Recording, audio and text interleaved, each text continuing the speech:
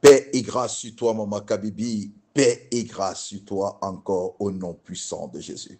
Que la main de Dieu soit permanente sur toi au nom de Jésus. Que la gloire de l'Éternel s'élève sur toi et sur ta maison au nom de Jésus. Toi qui m'écoutes ce matin, toi qui fais partie de la team ce matin, je prie que la main de Dieu soit puissante sur toi. Je dis que la main de Dieu soit puissante sur toi. Et que ton Dieu te délivre de tous les dangers au nom de Jésus. Et que toutes les épreuves que tu traverses, que ton Dieu veille sur ta foi. C'est celui-là qui ne dort ni ne sommeille. C'est lui qui est ton Père. Il t'a racheté par le sang de Jésus. Tu es un fils de sang. Tu n'es pas ce fils qui est né après un plaisir, mais tu es un fils qui est né après une douleur. Tu es précieux à ses yeux. Tu es né de l'humiliation, tu es né des insultes, tu es né de la croix. Tu es né de la douleur. Et généralement, des fils qui sont issus de la douleur, on ne les oublie pas. Ces enfants restent gravés parce que ce sont nos marques. Ce sont nos marques. Nous avons des signes qui démontrent que nous les avons eus. Si tu demandes à Jésus, il va te montrer sa côte. Si tu lui demandes, il va te montrer tout ce qu'il a traversé pour que tu existes. Et c'est pourquoi tu as dû prier aux yeux de l'Éternel. Et c'est pourquoi tu dois te glorifier comme étant fils de Dieu. Peu importe la famille dans laquelle tu es sorti, peu importe la famille que Dieu a choisie pour que tu viennes sur la terre. Mais ce qui est sûr, c'est qu'il t'a reconnu après des années, après un temps, que tu es son enfant. Et il te l'a annoncé. Il t'a dit, tu es mon enfant. Tu es mon fils bien-aimé. Et c'est comme ça, Jésus pouvait naître chez un charpentier. Des gens pouvaient l'appeler fils du charpentier. Il pouvait naître dans une bergerie. Il pouvait être émailloté avec un vêtement ou un panier, la mangeoire animale pouvait être utilisée comme un berceau. Il pouvait naître dans ce lieu humble, ce lieu sale où naissent les animaux. Parce que sûrement sa famille n'avait pas assez de moyens, ou il n'y avait pas de place pour lui dans des hôtels. Oui. Il pouvait naître au cours d'un voyage parce que ses parents étaient en train de voyager, il pouvait naître là. Mais ce n'est pas ce qui était important. Ce qui était important, c'est qu'il était reconnu comme fils du Très-Haut. Et Dieu s'était identifié comme son Père parce que le jour de son baptême, dit, celui-ci est mon fils bien-aimé. Et c'est ce qui s'est passé. C'est cette voix qui s'est fait entendre dans l'esprit. Le jour où tu es passé par des eaux, le jour où tu as reconnu en toi, tu as reçu Jésus-Christ comme ton unique Seigneur et Sauveur, ce jour-là, une voix s'est fait entendre dans les cieux, celui-ci est mon fils bien-aimé. Et il a scellé cette alliance entre toi et lui par le Saint-Esprit. Et le Saint-Esprit est là chaque jour pour rendre témoignage que tu es enfant de Dieu. Et Jésus, à la droite de Dieu, est là chaque jour pour intercéder en ta faveur, disant que celui-ci est mon frère. Dieu dit, celui-ci est mon fils. Mais Jésus dit à Dieu, celui-ci est mon frère. Et c'est pourquoi Jésus prend sans cesse ta défense, à cause de cette identité de fils. Que l'Éternel soit béni, que l'Éternel soit glorifié, que l'Éternel soit exalté, que l'Éternel soit loué. Et nous sommes encore sur ce psaume, le psaume 150, c'est notre fondement. Le psaume 150, c'est la base, verset 6. Et que tout ce qui respire loue l'Éternel. Louez l'Éternel. Louez l'Éternel. Hier, quand je te parlais de Paul et Silas, où après avoir reçu les coups, ils ont été jetés dans la prison. Tu as lu ce verset hier. Ils ont été jetés dans la prison. Et l'Éternel est descendu dans toute sa gloire. Pourquoi? Parce qu'ils louaient Dieu. La Bible dit qu'ils chantaient les louanges de Dieu. Ils ont oublié leur douleur. Ils ont oublié tous les coups qu'ils ont reçus. Et ils se sont intéressés à une seule chose, louer l'Éternel. Ils se sont déchargés de leur fardeau et ils ont gardé un cœur de louange. Pourquoi? Parce que la louange est le siège de Dieu. Je te l'ai dit, le siège de Dieu. Quand vous commencez à louer, il y a une chose que vous faites, vous provoquez une intervention divine en votre faveur. Je reprends. Quand tu loues, tu provoques une intervention divine en ta faveur. Où des hommes n'ont pas pu exercer, où des hommes n'ont pas pu agir, Dieu agit. Où des hommes ont été limités, Dieu agit. Où personne ne peut entrer pour te libérer, Dieu descend. Dis-moi, dans cette prison, qui pouvait libérer Paul et Silas? Ni son père, ni sa mère, encore moins ses frères. Il y a des situations dans lesquelles tu te trouves. Même si tu passes tes nuits à t'inquiéter, tu n'auras pas la solution. Même si tu passes tes nuits à te plaindre, tu n'auras pas de solution. Il est écrit, qui par ses inquiétudes peut ajouter une coudée à sa vie? Nous allons lire, s'il vous plaît. Luc chapitre 12, verset 25. Que Dieu bénisse celle qui met des versets. Que Dieu te bénisse. Merci beaucoup. Luc chapitre 12, verset 25. C'est Jésus qui parle, s'il vous plaît. Écoutez ce qu'il dit. Qui de vous, par ses inquiétudes, peut ajouter une coudée à la durée de sa vie? Qui de vous, par ses inquiétudes, peut ajouter une coudée à sa vie? Qui de vous peut changer la situation de sa vie par ses inquiétudes? Qui de vous peut changer cette situation qu'elle traverse par des inquiétudes? Alors, si je suis conscient que mes inquiétudes ne me donnent pas la guérison, que mes inquiétudes ne délivrent pas ma famille de la pauvreté, de la malédiction, que mes inquiétudes ne m'ouvriront pas une porte, que mes inquiétudes ne me donneront pas d'enfants, ne me donneront pas de mari, ne me donneront pas de femme, que mes inquiétudes ne me donneront pas une maison, que mes inquiétudes ne m'apporteront pas la joie, alors pourquoi m'inquiéter? Alors pourquoi perdre mon temps à m'inquiéter? Pourquoi perdre mon temps à me poser des questions où je n'aurai pas de réponse? Des questions telles que jusqu'à quand, Seigneur? Des questions telles que, Seigneur, pourquoi tu n'interviens pas? Des questions telles que, Seigneur, où es-tu? Des questions telles que, Seigneur, pourquoi m'as-tu abandonné? Et beaucoup de personnes se posent ces questions. Tu connais des questions que tu te poses pendant que tu traverses ces moments difficiles. Mais tu n'as aucune réponse, tu n'as aucun songe, aucune vision. Mais Paul et Silas dans la prison, ils ne pouvaient pas se poser tout un tas de questions. Malgré des coups visibles. Je parle des coups visibles, des coups qui ont laissé des marques. Où des visages étaient gonflés, des oreilles étaient gonflées, tout le visage gonflé, le corps enflé, et ils sentaient des douleurs.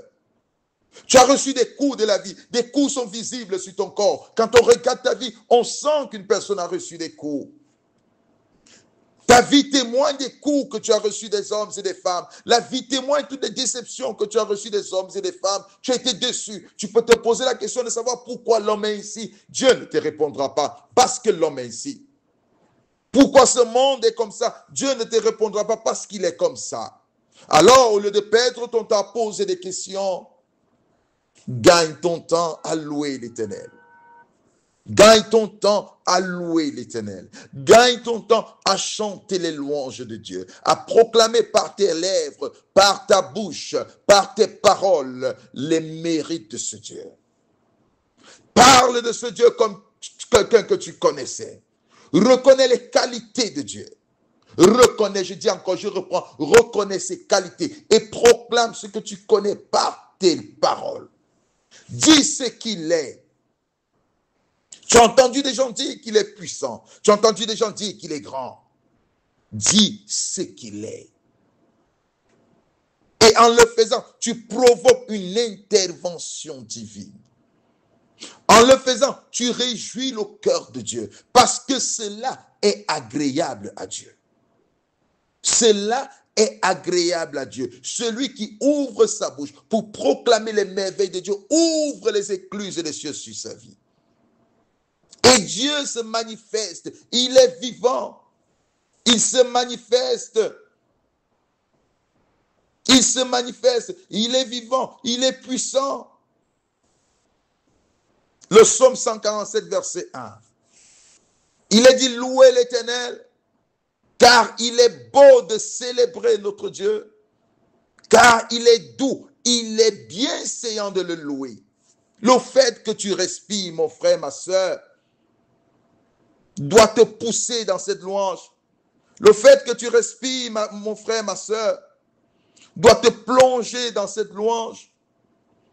Et si tu pouvais connaître qu'est-ce que cette louange peut apporter dans ta vie, si tu pouvais comprendre la puissance de cette louange, nous allons aborder cela tout au long de la semaine. Je te parlerai pourquoi la louange est tellement puissante, pourquoi les gens dans l'ancien temps louaient l'Éternel malgré les difficultés.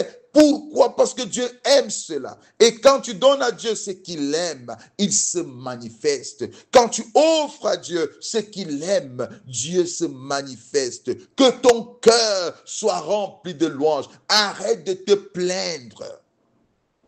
Arrête de te plaindre. Commence à louer. Arrête de te lamenter. Commence à louer. Arrête de te poser des questions. Commence à louer. Parce que la louange, dans la louange se cache une puissance. Pourquoi se cache une puissance? Parce que Dieu siège dans cette louange. Et la présence de Dieu dans un lieu rend ce lieu hyper puissant. La présence de Dieu dans ta louange, dans tes louanges, rend cette louange hyper puissante. Oui. Psaume 145, verset 5 à 6. Le psaume 145, verset 5 à 6. Je dirai la splendeur glorieuse de ta majesté. Je chanterai tes merveilles. On parlera de ta puissance redoutable et je raconterai ta grandeur. Oh, que c'est magnifique. Je dirai la splendeur glorieuse de ta majesté. Je chanterai tes merveilles. On parlera de ta puissance redoutable et je raconterai ta grandeur. Je comprends pourquoi il est dit que Dieu appelle David l'homme selon son cœur. Parce que David était un chanteur extraordinaire. David, dans des combats, dans des difficultés, David a toujours loué Dieu. David a toujours loué Dieu. Imaginez ce jeune homme qu'on a envoyé garder le troupeau. Il se retrouvait seul dans cette forêt, au milieu des loups, au milieu des lions. Il se retrouvait seul gardant ses brebis. Et David passait son temps en louant Dieu. Il chantait les louanges de Dieu. Et c'est pourquoi il se retrouvait fort. Quand un lion venait à arracher la brebis, David poursuivait ce lion et le frappait. Pourquoi? Parce que la louange qu'il donnait à Dieu, il recevait en retour la force de Dieu, la puissance de Dieu. Comment un jeune homme, avec ses propres mains, peut déchirer un lion? Comment un jeune homme, avec ses propres mains, sans l'aide de Dieu, peut déchirer un loup? Parce que dans la louange qui sortait de sa bouche, le Seigneur siégeait. Et quand il était en face d'un danger, le Seigneur le revêtait de sa puissance et il agissait comme Dieu. Il avait le dessus au-dessus. Il avait l'autorité au-dessus de toute la création de Dieu. La louange te donne cette autorité. La louange te donne ce pouvoir. La louange fait de toi Dieu. Oh, louez l'Éternel, dit le psalmiste. Vous tous qui respirez, anime ton cœur dans ces louanges. Anime ton cœur. Exerce ton cœur à louer Dieu. Arrête des musiques mondaines. Nous passons du temps, même quand nous avons des problèmes, nous chantons des musiques mondaines. Nous pensons que c'est là la solution. Ce n'est pas là la solution. La solution est quand tu chantes les louanges de Dieu. La solution est quand tu chantes les louanges de Dieu. Et quand tu chantes les louanges de Dieu, Dieu se manifeste d'une façon extraordinaire. Nous allons lire 2 Chroniques chapitre 20, s'il vous plaît. 2 Chroniques chapitre 20 à partir du verset 1. Après cela, les fils de Moab et les fils d'Ammon et avec eux des Moabites marchaient contre Josaphat pour lui faire la guerre. Verset 2. On vint en informer Josaphat en disant, une multitude nombreuse s'avance contre toi depuis l'autre côté de la mer, depuis la Syrie, et ils sont à Hatzaton Tamar, qui est en Guédi. Verset numéro 3. Dans sa frayeur, notez bien, dans sa frayeur, Josaphat se dispose à chercher l'Éternel et il publia un jeûne pour tout Juda. Notez bien, on vient lui dire qu'une multitude nombreuse s'avance contre toi. Josaphat est roi de Juda. Il est roi de Juda. Alors, 3 pays, 3 villes se lèvent contre lui. 3 royaumes, s'il faut le dire, se lèvent contre lui. Il a Dieu. Mais il connaît la puissance de ces royaumes. Il connaît leur force au niveau de la guerre. Et je crois qu'il n'avait pas d'hommes suffisants. Parce que s'il avait des hommes suffisants, la Bible n'aurait pas dit qu'il serait dans la peur. La Bible nous informe qu'une multitude nombreuse s'est avancée contre lui. Et dans sa frayeur, au verset 3, dans sa frayeur, la peur s'est saisie de lui. Josaphat comme un roi, il ne pouvait pas avoir peur parce qu'il connaît ses hommes. Le roi connaît ses hommes. Le roi connaît ses hommes. Dans sa frayeur, ils ont décrété un jeûne. Et vous serez surpris de ce qui est sorti comme réponse à ce jeûne. Tout ce que l'Éternel leur a demandé, tu vas lire l'histoire et tu comprendras que tout ce qu'ils ont eu à faire, c'était de chanter les louanges de Dieu. En face de cette multitude, la frayeur s'est saisie de lui. Il a consulté l'Éternel. L'Éternel l'a d'abord déchargé de cette frayeur et l'Éternel a rempli les serviteurs qui ont compris que la seule façon de vaincre ce peuple était de louer. Nous sommes dans 2 Chroniques chapitre 20, verset 22. 2 Chroniques chapitre 20, verset 22. Au moment où l'on commençait les chants et les louanges, l'Éternel plaça une embuscade contre les fils d'Ammon et de Moab, et ceux de la montagne de Séir, qui étaient venus contre Juda, et il fut battu. Ça, c'est très intéressant. Au moment où l'on commençait les louanges, nous allons, s'il vous plaît, 2 Chroniques 20, 22, au moment où l'on commençait les chants et les louanges, au moment, ils n'avaient même pas encore beaucoup chanté, mais au moment où ils ont commencé, ils ont simplement commencé. La Bible dit, l'Éternel plaça une embuscade. C'est quand ils ont commencé à chanter. L'Éternel qui siège dans les louanges de son peuple est descendu et il a mis une embuscade contre ses ennemis, contre ces personnes qui sont venues je ne sais d'où pour les combattre, contre ces personnes qui sont venues les voler la paix.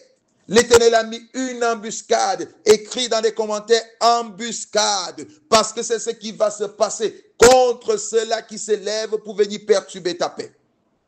Écrit une embuscade, parce que c'est ce que l'Éternel va faire contre des personnes qui se lèvent pour te dire, pour détruire ce que tu as commencé. Écrit une embuscade, parce que c'est ce qui va arriver à tout voleur et destructeur de destinée. Pendant qu'ils ont commencé à louer, l'Éternel a placé une embuscade. Il a placé une embuscade. Et la Bible dit qu'il fut battu. Juda a battu ces 3 royaumes. Juda les a terrassés à cause de la louange.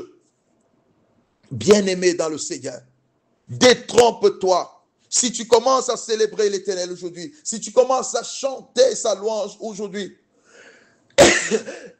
pardon. Si tu commences à chanter sa louange aujourd'hui, Tu verras que quelque chose d'extraordinaire va se produire dans les jours qui viennent. Quelque chose d'extraordinaire va se produire au milieu de tes ennemis. Ils seront tous dans la confusion. Parce que ce que ton Dieu fera, comme il aime la louange, il entrera dans cette louange, il siégera dans cette louange pour te délivrer. Il siégera dans cette louange pour te libérer en face de ses ennemis. Dieu a siégé. Dieu est descendu. Dieu a libéré. Dieu a confondu l'ennemi. Et c'est pourquoi je t'ai dit au début, David connaissait ces choses. Et c'est pourquoi David ne cessait de louer. Parce que quand l'Éternel siège, il te donne la victoire, le dessus sur tes ennemis. Tu prends le contrôle sur tes ennemis. Tu gagnes le terrain sur tes ennemis. Même si la maladie peut être sur toi, je vais te prendre un exemple. Tu peux souffrir peut-être du diabète, mais on voit deux personnes. Toi qui souffres du diabète et une autre personne qui souffre du diabète, vous êtes différents. Toi, tu as un bon point, mais cette personne n'est pas un bon point. Pourquoi? Parce que toi, il y a une différence entre toi et cette personne. Toi, tu ne parles pas de ta maladie, toi, tu ne parles pas de tes problèmes, mais tu loues l'Éternel. Tu ne te focalises pas, tu ne te concentres pas sur tes problèmes, mais tout ce que tu as, c'est louer l'Éternel. Je t'ai donné un jour le témoignage de cette femme. Cette femme qui était forte, j'aime son témoignage, qui était très forte, qui était grasse. Elle voulait perdre le poids, n'arrivait pas. Tout ce que le diététicien faisait ne marchait pas. Alors, il a une brillante idée. Il lui a dit, va me faire tous les examens. Elle allait faire des examens, y compris les examens du VIH. Elle ramène des résultats. Le médecin ouvre et lui dit, écoute, tu es infecté. Elle est partie chez elle, chargée de cette mauvaise nouvelle. Eh oui, c'est le mot qu'il faut dire. C'est-à-dire, le médecin l'a chargée de cette mauvaise nouvelle. Le médecin a mis ce poids sur elle. Et 2 semaines après, quand elle revient chez le médecin, quelques semaines après, quand elle revient chez le médecin, incroyable, elle a maigri. Le résultat était là. Et le médecin lui dit bien après, écoute ma chère, tu n'es pas malade. Et pourquoi elle a maigri? Simplement parce qu'elle était chargée de cette maladie. Il y a des nouvelles qui sont comme une charge. Quand on apprend cette nouvelle, on est affaibli. Quand on apprend, on entend le nom d'une maladie, cette maladie nous affaiblit. Quand on apprend qu'on est incapable de donner des enfants, cette nouvelle nous affaiblit. Quand on apprend que celui qu'on a aimé nous abandonne, cette nouvelle nous fragilise. Il y a beaucoup de choses que nous avons entendues qui nous ont fragilisés. Mais je suis en train de dire, si tu te laisses fragiliser par cette nouvelle, si tu laisses qu'elle devienne un fardeau sur toi, et si tu ne te décharges pas, tu ne retires pas cela de ton cœur pour remplacer avec la louange, tu es abattu. Tu es abattu. Et tu ne pourras pas marcher la tête haute. Tu ne pourras pas briller parce que tu ne pourras pas recevoir une intervention divine. Parce que la seule façon de recevoir une intervention divine n'est pas seulement de prier, mais c'est aussi de louer. C'est aussi de chanter les louanges de Dieu. C'est aussi oublier tout ce que tu passes. Oui, c'est aussi cela. Psaume 148, versets 1 à 4. Psaume 148, versets 1 à 4. Louez l'Éternel. Louez l'Éternel du haut des cieux. Louez-le dans les lieux élevés. Louez-le, vous tous ses anges. Louez-le, vous toutes ses armées. Louez-le, soleil et lune. Louez-le, vous toutes étoiles lumineuses. Louez-le, cieux des cieux. Et vous, ô qui êtes au-dessus des cieux. Oh, louez l'Éternel. Louez l'Éternel. Et David était très fort dans la louange. David ne cessait de louer Dieu. Je te l'ai dit, seul dans cette forêt, il louait Dieu. Seul avec des brebis, il louait Dieu. Et sa renommée s'était étendue à cause de la louange. Sa renommée était étendue à cause de la louange. David est devenu un homme phénoménal à cause de la louange. Il a tué le lion et l'os à cause de la louange. Parce que quand il jouait à la harpe, quand il chantait les louanges de Dieu, l'Esprit de Dieu se saisissait de David et faisait de David un vaillant. Faisait de David un homme fort. Faisait de David un homme puissant. Faisait de David un homme responsable. Et un jour, Saoul s'est retrouvé dans des graves difficultés où tous ces marabouts n'ont pas pu donner une solution. Où tous ces féticheurs n'ont pas pu lui donner une solution. Et on a fait appel à David. Nous allons lire 1 Samuel 16, à partir du verset 14. 1 Samuel 16, à partir du verset 14. L'esprit de l'Éternel se retira de Saoul, qui fut agité par un mauvais esprit venant de l'Éternel. Les serviteurs de Saoul lui dirent, voici, un mauvais esprit de Dieu t'agite. Que notre Seigneur parle, tes serviteurs sont devant toi. Ils chercheront un homme qui sache jouer de la harpe. Et quand le mauvais esprit de Dieu sera sur toi, il jouera de sa main et tu seras soulagé. Verset 17. Saoul répondit à ses serviteurs, trouvez-moi donc un homme qui joue bien et amenez-le-moi. L'un des serviteurs prit la parole et dit, voici, j'ai vu un fils d'Isaïe, Bethlémite, qui sait jouer. C'est aussi un homme fort et vaillant, un guerrier, parlant bien et d'une belle figure. Et l'Éternel est avec lui.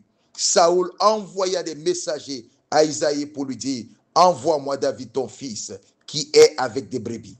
Isaïe prit un âne qu'il chargea de pain, et d'une outre de vin et d'un chevreau, et il envoya des choses à Saoul par David son fils. David arriva auprès de Saoul et se présenta devant lui. Il plut beaucoup à Saoul et il fut désigné pour porter ses armes.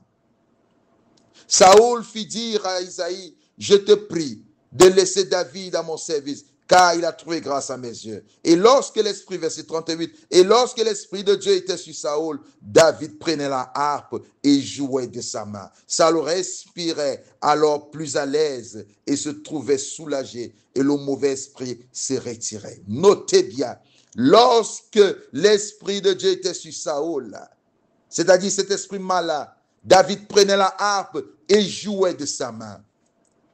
Bien-aimé dans le Seigneur. David, il ne jouait pas, de sa harpe ne sortait pas ses chansons mondaines, de sa harpe sortaient les louanges de Dieu. Et c'est pourquoi la majorité des psaumes ont été écrits par David. David était celui-là qui savait toucher le trône de Dieu, qui savait secouer, s'il faut le dire, qui savait secouer le trône de Dieu. David était celui qui savait faire descendre l'esprit de Dieu. David était celui-là qui savait réjouir le cœur de Dieu. Dieu envoie un esprit mauvais sur Saoul, mais David vient et il fait en sorte que Dieu retire cet esprit mauvais. Il y a des esprits mauvais dans vos maisons, envoyés par des hommes méchants, non par Dieu. Mais si vous commencez à passer des journées à chanter les louanges de Dieu, dans votre maison, vous ne chantez que des louanges de Dieu, je vous dis, vous verrez vos maisons libérées de ces mauvais esprits. Essayez, vous verrez. D'ici un mois, vous me direz quelque chose. Commencez à chanter. Vous êtes à la cuisine, chantez les louanges de Dieu. Vous vous lavez, chantez les louanges de Dieu. Vous êtes dans votre bus, chantez les louanges de Dieu. Mettez vos écouteurs, même s'il faut chanter seulement au-dedans de vous.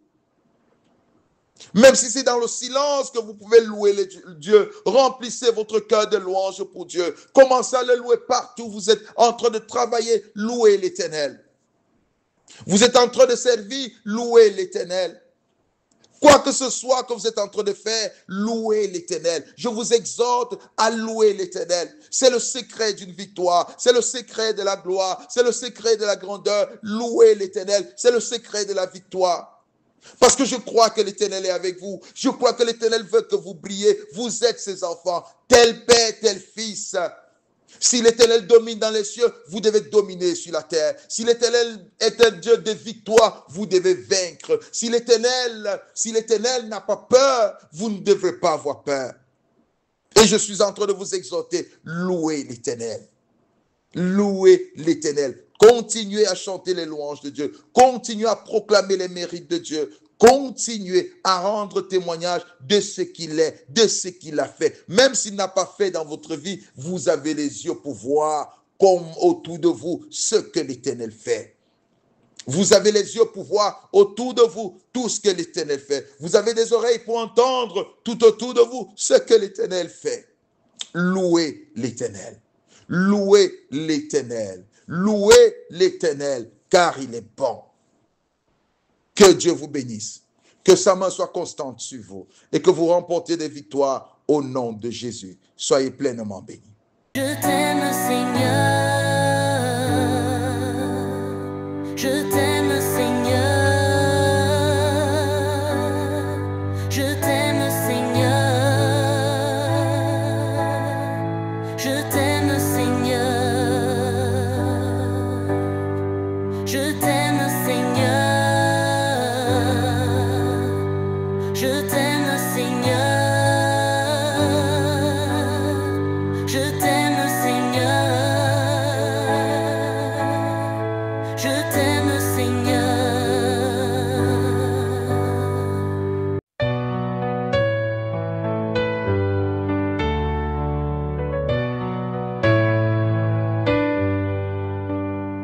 Je t'aime, Seigneur.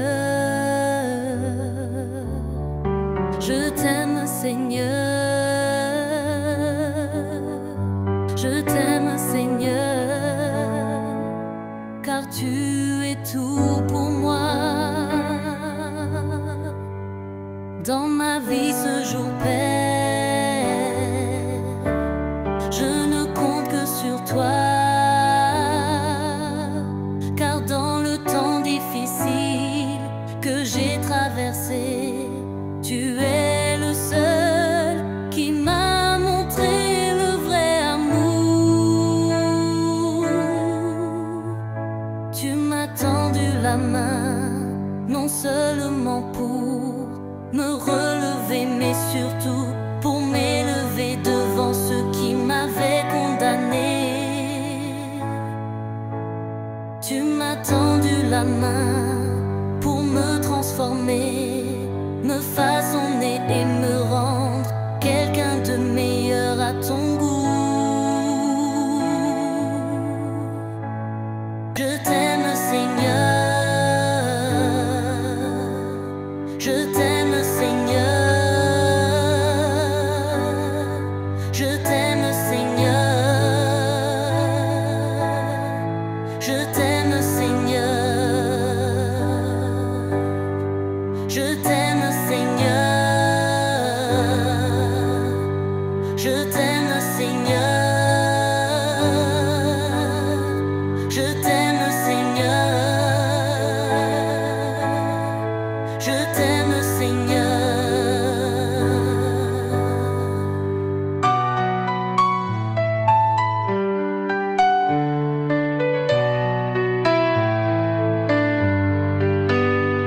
Je t'aime, Seigneur. Je t'aime, Seigneur. Je t'aime, Seigneur. Je t'aime, Seigneur. Je t'aime, Seigneur. Je t'aime, Seigneur. Je t'aime, Seigneur. Je t'aime, Seigneur.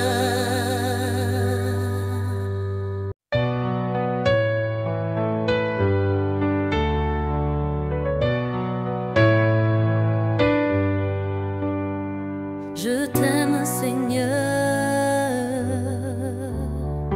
Je t'aime, Seigneur. Je t'aime, Seigneur, car tu es tout pour moi. Dans ma vie ce jour, Père, je ne compte que sur toi.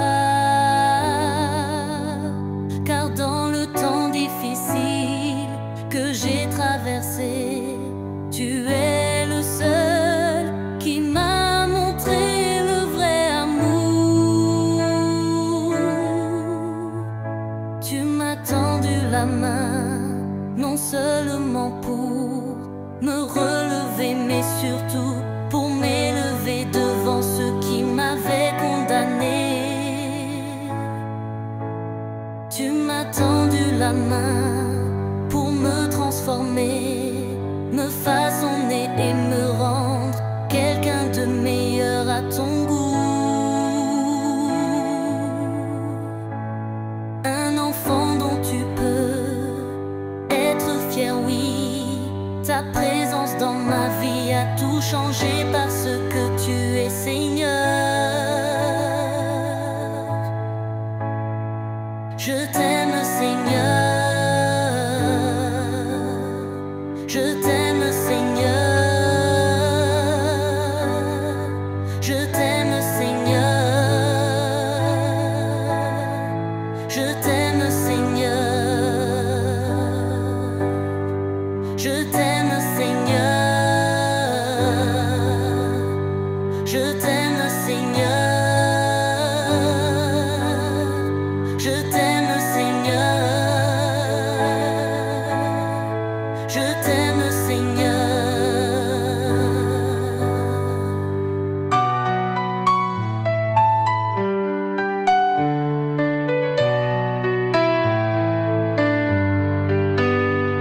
Je t'aime, Seigneur. Je t'aime, Seigneur. Je t'aime, Seigneur.